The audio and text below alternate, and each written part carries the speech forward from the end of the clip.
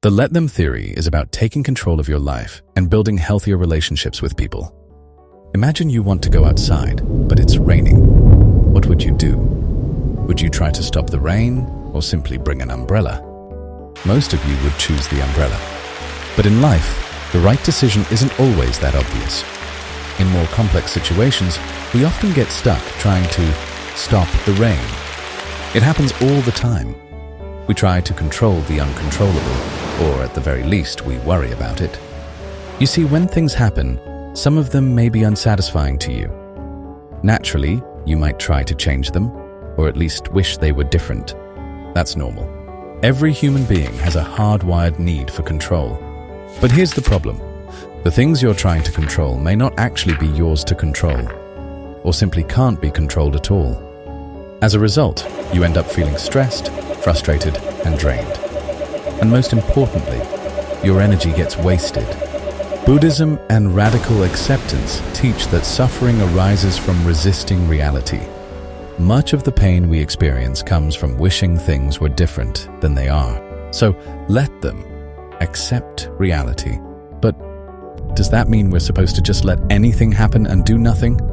Of course not. Here's the amazing part. When you let them, you're not giving up. You're letting go of control you never truly had. And by no longer wasting energy on the uncontrollable, you free up that energy to focus on what is actually within your control. That leads to the second part of the let them theory. Let me. Let them means accepting what you can't control. Let me means taking ownership of what you can. Next, we'll take a closer look at the let them theory using two examples. First, you can't control what's already happened unless you have a time machine.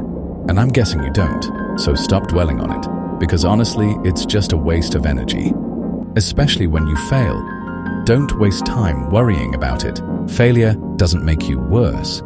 It simply reflects your current level. What really matters is how you respond. Will you give up, or will you grow? Second, you can't control other people's behavior. Why? Because just like you, everyone has a need for control. When you try to control someone else, you're trying to take away their sense of control. People have free will. They'll only do something when they genuinely want to. No matter how good your reasons are, you are not able to force someone to do what you want. And when you try, it creates unnecessary stress, tension, and friction, which ultimately damages the relationship. But that doesn't mean you can't influence others through your own behavior. People are social creatures, deeply shaped by the actions and attitudes of those around them. For example, when you consistently see co-workers take daily walks and return refreshed and energized, it subtly influences you. Without realizing it, their behavior plants a seed, until one day you decide to go for a walk too. Not because they told you to, but because their example inspired you. Instead of forcing change, create an environment that encourages it. Guide them. Inspire them. Help them reach the right decision on their own. Because here's the key.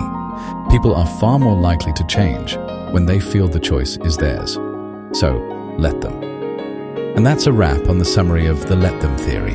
If you found this helpful, make sure to hit the like button and subscribe for more content like this.